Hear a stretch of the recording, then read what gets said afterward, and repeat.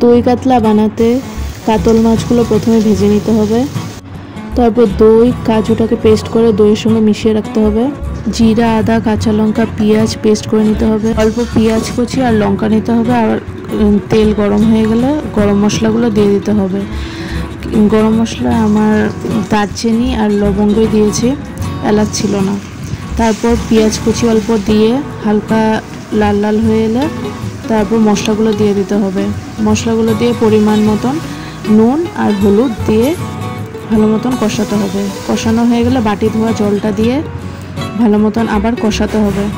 তারপর কাঁচা লঙ্কা রেখেছিলাম ওগুলো দিয়ে দিতে হবে।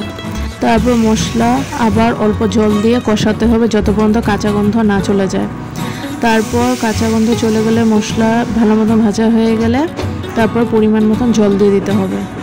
তারপর ঝোলটা হালকা ফুটতে শুরু করলে গরম হয়ে এলে তারপর মাছগুলো দিয়ে দিতে হবে, নাহলে মাছগুলো সেদ্ধ হবে না। তারপর শেষে ঝোলটা ভালো মতন ফুটে এলে অল্প ঝোলটা কমে আসলে তারপর দই আর কাজু বাদাম পেস্টটা দিয়ে দিতে হবে। তারপর সেটাকে অল্পক্ষণ হতে দিতে হবে। তারপর উপরে মাছ ভাজার তেলগুলো দিয়ে দিতে হবে শেষের দিকে নামানোর আগে।